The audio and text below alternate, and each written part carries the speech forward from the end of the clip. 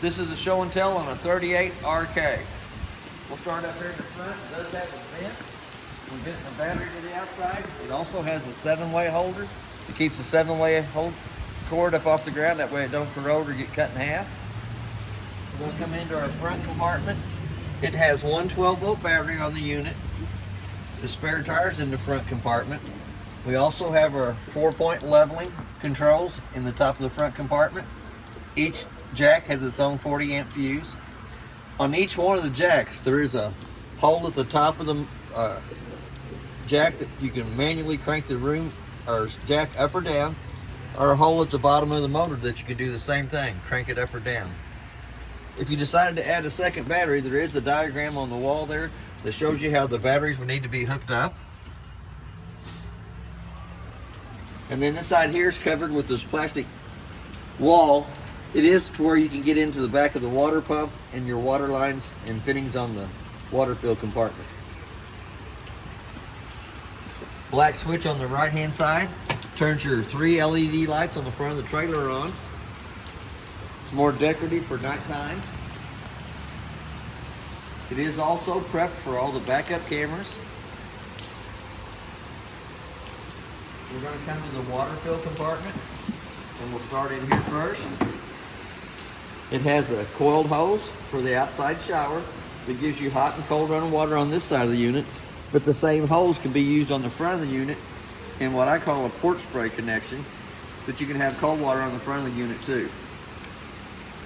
It does have the water canister in here. Before you take the water canister loose, it does have a red button on top that you can purge it to take the air pressure off the canister. It has a filter wrench. Comes on for taking the canister on and off. There is a brand new filter in the kitchen drawer, right side of the sink. We don't put the filters in because we want the customers to be able to use those. But it also has a way that you can bring your water hose up through the bottom, and your satellite cable hoses comes through the plug. When you're not using it, the plug goes down the bottom of it. On the left-hand side, the very top one is a park cable hookup. Then you have 2 satellite hookups. The main is for the living room area. The second one is for the front in the master bedroom. There's 5 scenarios for how to do the valves. They show you each one of them. The first one is for dry camping, pumping water from the freshwater tank to the faucets. The bottom one is for the powerful tank fill, for filling your freshwater tank. The one in the center is your city water connect. Then you have one for winterizing and one for sanitizing the lines in the unit. The white connection to the left-hand side is your city water connect and tank fill.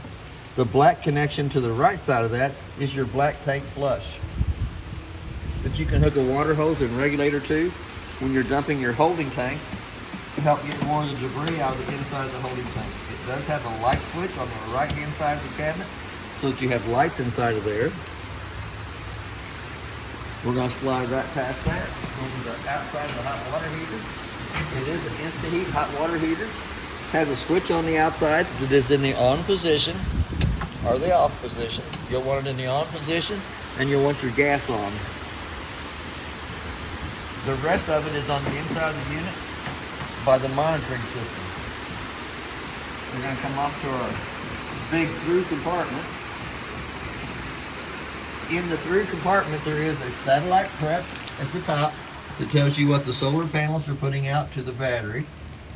The lights on either side of the compartment are 2-way lights that can have a motion sensor or where they come on 24/7. Let me go ahead and turn that one off for a minute. We're going to turn the 3.0 ground leveling system on. It tells you that it's ready. It has 13.2 volts in there. All you really have to do once we get it unhooked from the truck is come and hit the auto level. It's going to ground the jack, so you want to make sure the steps are up on the unit and the truck is pulled all the way out from the front.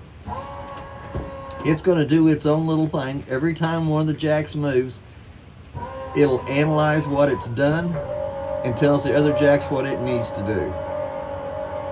As soon as the auto leveling is completed, the green light that's flashing will turn solid and it'll say auto level success. There is a set of instructions on the left-hand side of that panel that tells you how to get it on the truck and off the truck.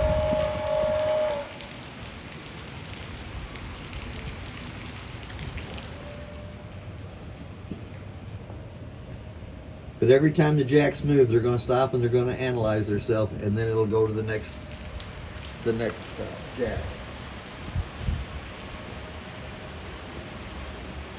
You can also use the plastic buckets underneath the jack legs, so the jacks don't have to go out of stroke. If you're on ground, it's pretty off level.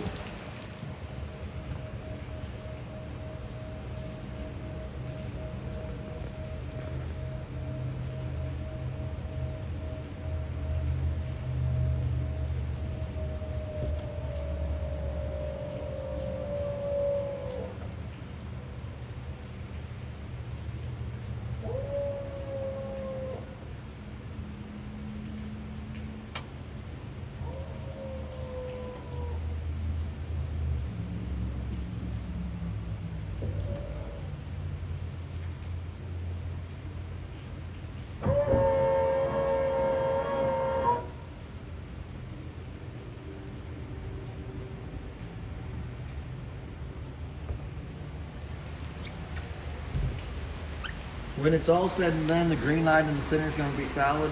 It'll also tell you the auto level was a success, and then all you have to do is turn it off. We can go ahead and slide right on past that. We're going to come to the two low water drain points. It is just up underneath the back of the drain line. And then right to the right side of that will be the freshwater drain, which is a white 2-inch valve. It should be more up underneath the back here. I think it's kind of hidden by the drain line for the termination valves. Outside of the furnace is next. It's going to suck cold air in the top, hot air out the bottom. I always suggest putting the mud dauber screen over the outside of the furnace. Once it's been lit on propane, for some reason, mud daubers love that smell. They go in, they burn a little dirt nest on the inside of there, and it cuts your airflow down and causes your furnace not to work properly. So that little $15 investment's worth its weight in gold. It's $145 an hour for your hour that we have to take the furnace out to clean the mud daubers out of it. So that is a very, very valuable addition to the trailer. We have a vent here for the dryer that is in the laundry ring. The little plug down below that accesses you into one more pull valve, and it says gray valve 2. It is actually just for the washer.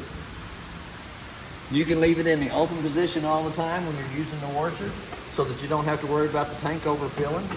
Just leave it opened up and it'll drain out into your sewer hoses. It has a 50-amp power cord. It is 36 foot long. It does have two blue lights on the end plugged into the building that lets you know that it has 110 coming in both sides of it.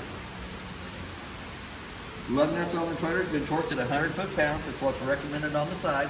And they are aired up to pressure, which is 80 pounds on the side of the tire cone. It also has a tire monitoring system inside the unit. The yellow caps indicate that it has a tire monitoring system on it. We can go through that whenever you get here to hook onto the trailer. The jacks have all stopped, so I'm pretty sure it's auto leveled itself. It says everything's good. We got one more of the round circles back here in the back that has one more pull valve on it. It is the galley tank for the kitchen sink water only. And that one there, you'll want to leave it closed off at least till it gets 2/3 of the way full. Once they're 2/3 of the way full, when you pull the handle, it does help them clean out because it puts a rush of the water coming at the outside valve on the unit. Kind of helps suck more of the water out of the tank itself. Back here in the back, it is prepped for a backup camera up top. It is also prepped for a Lippert ladder, extendable ladder that hooks to the side of the unit for going up and checking the roof. The roof is one of the most important things on the unit. For anything happens to the roof up on top, it will start showing on the four corners, inside or out. So the better you can maintain the roof, the better off you are. The little vent right here is for the kitchen sink. The vent for the kitchen sink. It also has a connection here in the back that you can put the outside griddle or grill on. Got 2 brackets hooked to that. The grill goes on top of it. Does have a gas line underneath the rear corner of the door side slide that brings gas from your 30-pound cylinders back to the griddle. The slide room here has an awning on it with LED lights underneath it.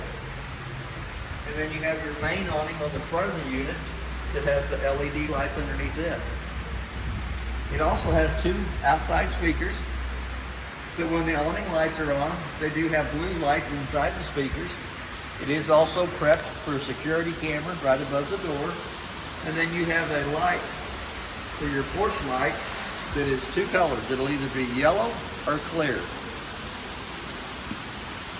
That is determined by the way the switch is turned on the inside. Then here on the outside, we do have an outside refrigerator. But it is 110 only. So the unit has to be plugged into 110 for it to cool down. Pretty good sized compartment off to the side of it. It also has your griddle and grill. These are the 2 brackets that hook it to the side of the trailer. This is the bag for the griddle for once you've cooked on it. You don't want the nasties getting all over. There's the paperwork. It can be used as a barbecue pit, or it can also be used as a griddle. There's 3 extra screws here for the plates on the sides. We have a battery disconnect, so that when you're not using the unit, if you don't want the unit draining the battery, you can turn that to the off position. It also has 2 110 outlets on the outside out here that are GFI protected.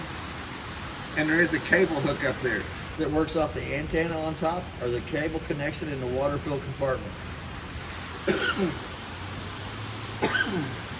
There is also a hole in the bottom of the compartment on this side for bringing that cable line up and into this area. And then we have our 2 30-pound propane cylinders.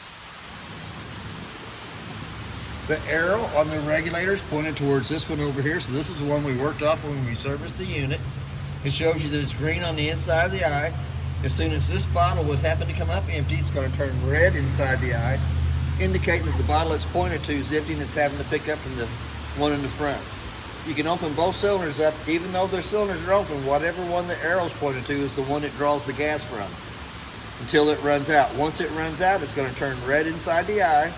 It'll automatically pick up from this cylinder over here. It's still going to show you red inside the eye that the bottle it's pointed to is empty and it's having to pick up from the other. Then all you have to do is flip it over to this side here, work off of this one while you take that one to town and have it refilled. Now that the unit's level from side to side, front to back, we're going to go to the front door.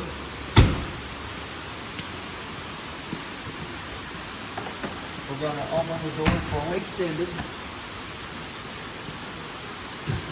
We have our steps. It does have a handle for pulling the steps down. They are strut assisted, so you don't have to have the whole weight of the steps.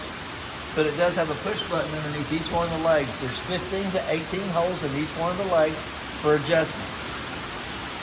When you bring the steps out, the main thing for the steps is, once it comes all the way down, it has to lay flat in the threshold of the door so that the front door closes over the top of it properly. To achieve that, you push the button underneath the legs and adjust those legs. But the main thing is it has to lay flat in the threshold.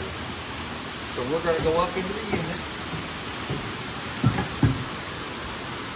We're going to turn our hallway light on. It does have a working fire extinguisher on the left side of the door as we come in.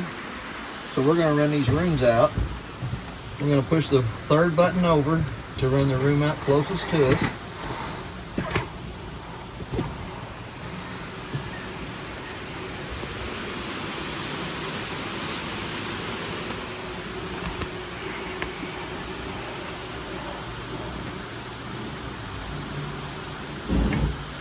We're going to go ahead and turn them ceiling lights on so we can see a little better. Now we're going to go ahead and run all the other rooms out.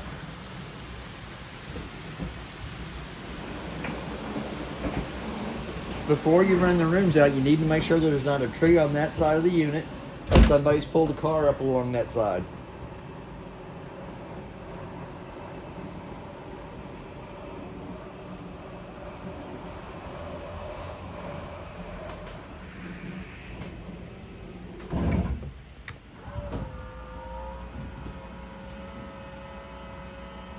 This switch will be one of the bedroom slides.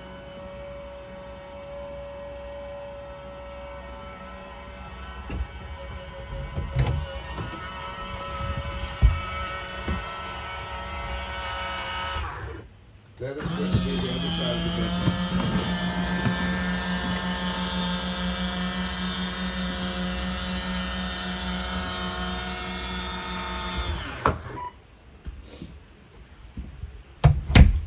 We're going to come back up to the top. It does have a light switch to the left side of the top that turns the two decorative lights above the cabinetry on.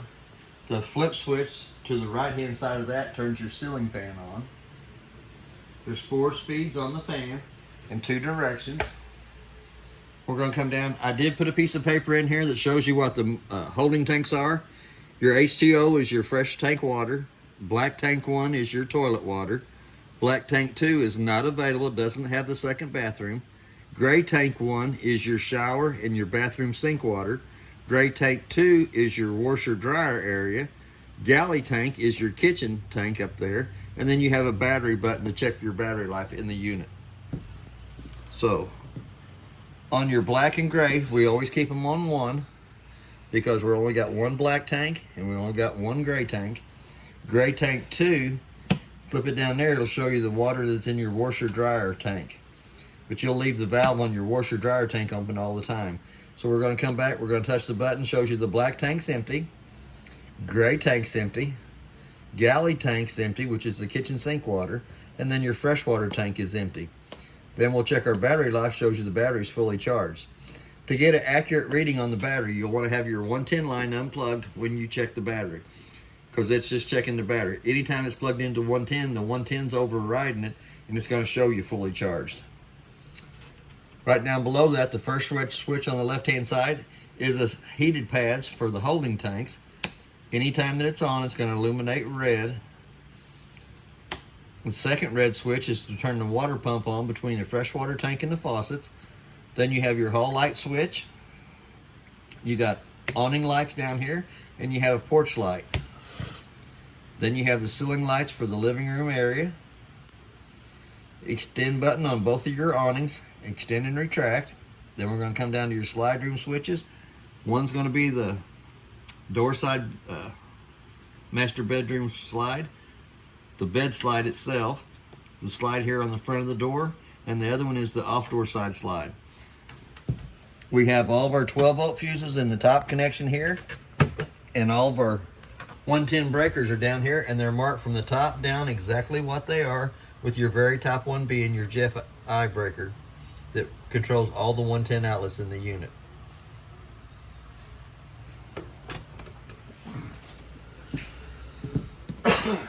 The light above the recliners has a switch to turn it on.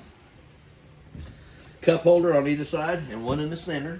There is also a place for your remote controls here in between the 2 recliners. We're going to come back to the desk area. It does have a light. It has the same switch on it as the one above the recliners. But you also have a 110 connection and 2 different USB port connections there. And you can also set your cell phone on top of the wireless charger and charge your cell phone while you're working. The refrigerator's pretty self-explanatory. It tells you the temperature every time as you open the door. It's -1 degrees in their freezer and it's 36 degrees in their refrigerator.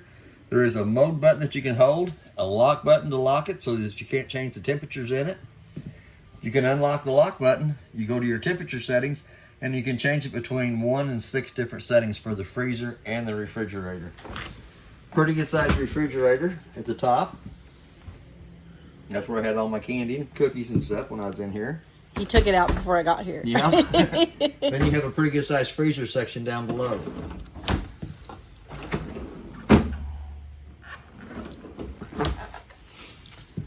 As we step off to the kitchen area, it does have 3 light switches on the wall. The first one turns the lights above the sink on, the second one turns the lights above us on, and the third one turns the decorative lighting above the cabinetry. In this cabinet on the left-hand side, there is an extra 110 plug-in in case you wanted to put a coffee pot, toaster, or something up on the cabinet by the sink and have a way to plug it in. It also has one to the right-hand side of the kitchen sink. They are all protected by the GFCI outlet in the unit. We have a fan above us that just worked off the controls here on the side, so we're going to turn it on. We're going to open the vent up automatically. Since I can't reach up there and turn it, it's going to open itself up.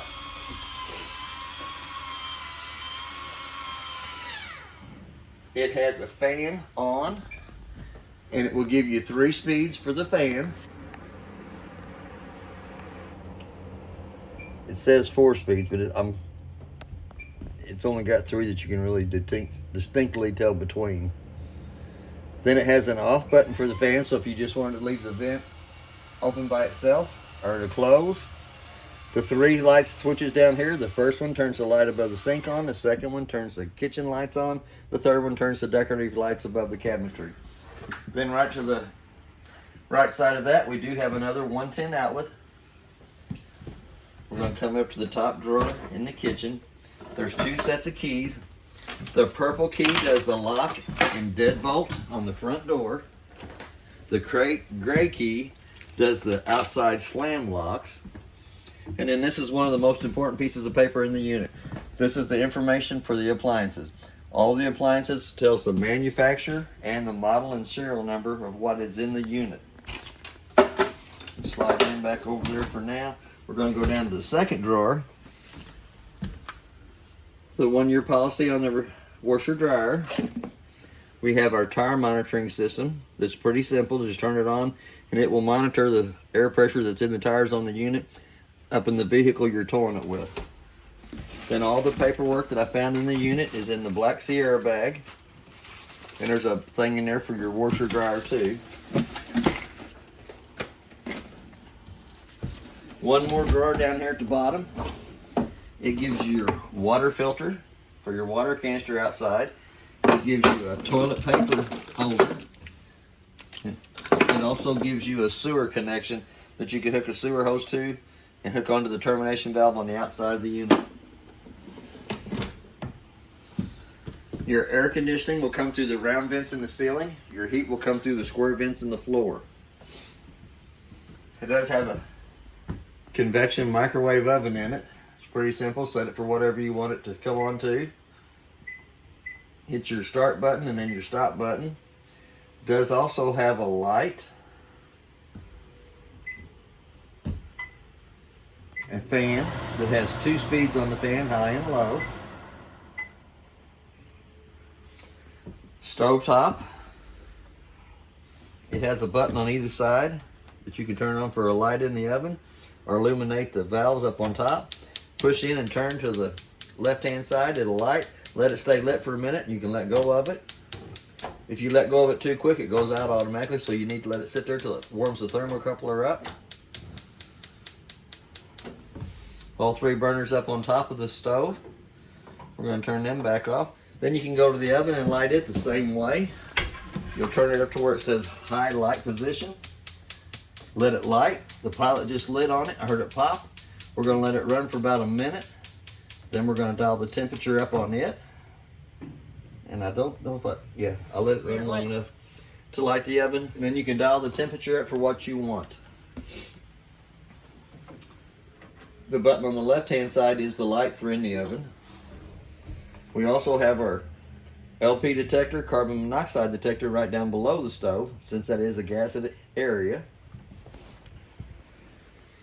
We have the 2 bar stools on this side and the 1 bar stool on that side. Has another place for charging a cell phone. Pop it up, let that clip up.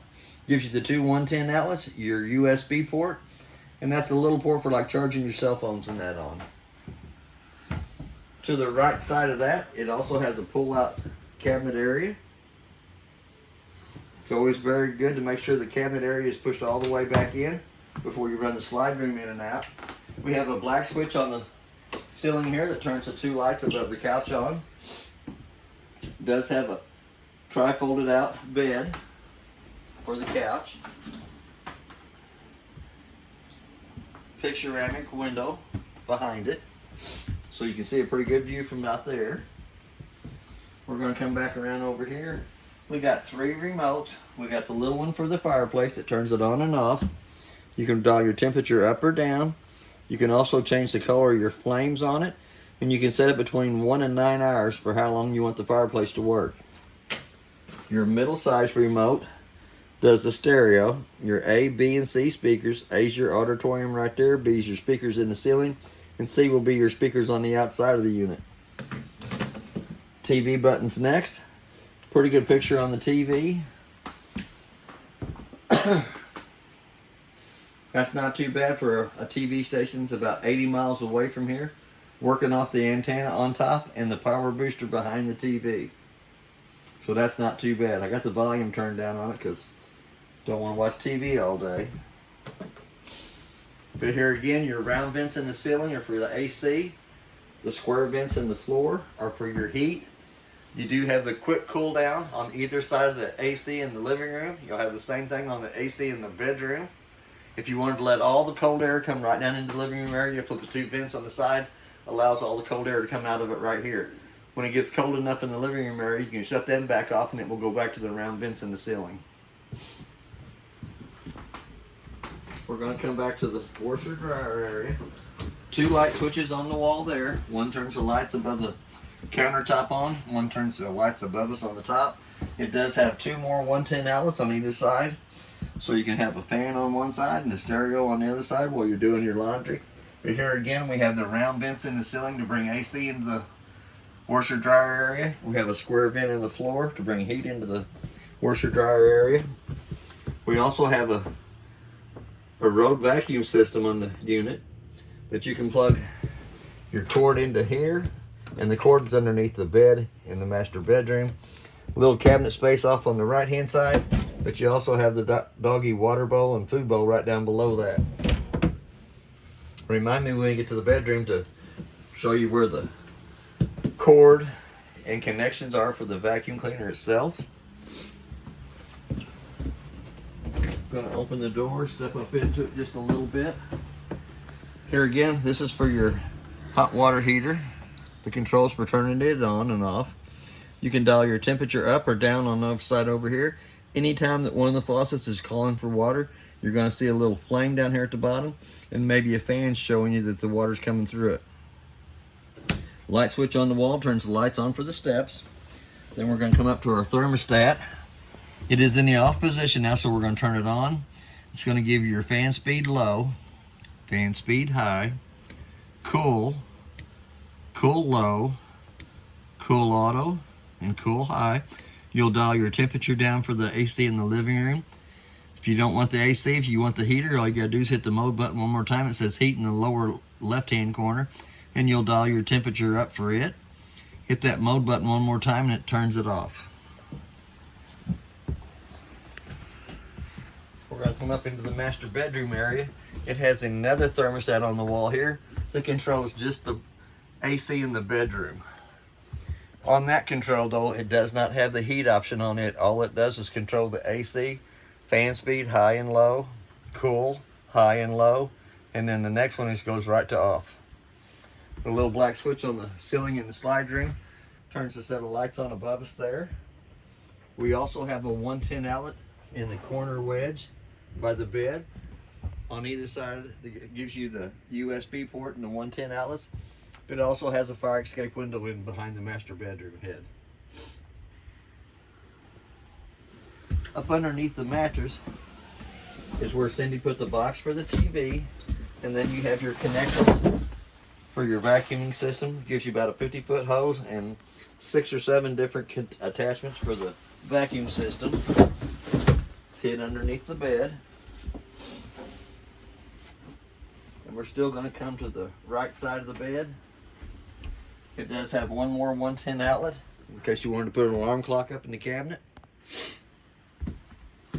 There's a place in the the door side slide that is prepped for a TV backer. We're going to come right down below that. You have a 110 outlet. You also have your park cable hookup and your satellite hookup right below that.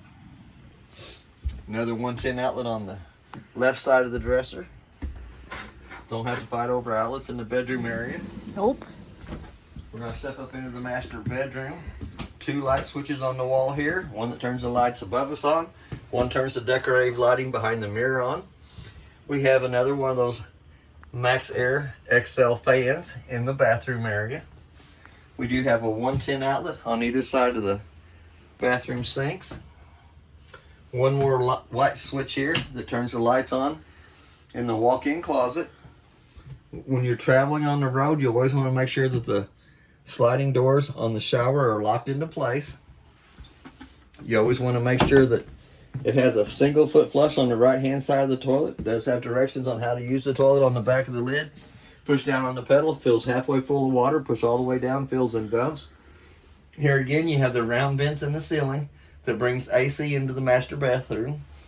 You also have the round vent on the floor down here at the bottom for checking the drain. We're going to pull the doors open. The magical closet. The magical closet. We still owe you a door on this side here because the decor on the inside of the door is messed up right there. But you have a good sized closet space on either side. No more Shoe fighting racks. over space. No more fighting over space. But your King Wi-Fi system is mounted in here too. That helps amplify the antenna on top of the trailer. And the Wi-Fi, it helps you pick up Wi-Fi easier. Then you got your shelving for your shoes. You sure that's enough? Well, not for most women, but Not for Cindy. not for Cindy. But then you have the two shelves on the side for hanging clothes. If you don't want to use the bottom rack for the clothes, you can take it out. They slide right up out of place.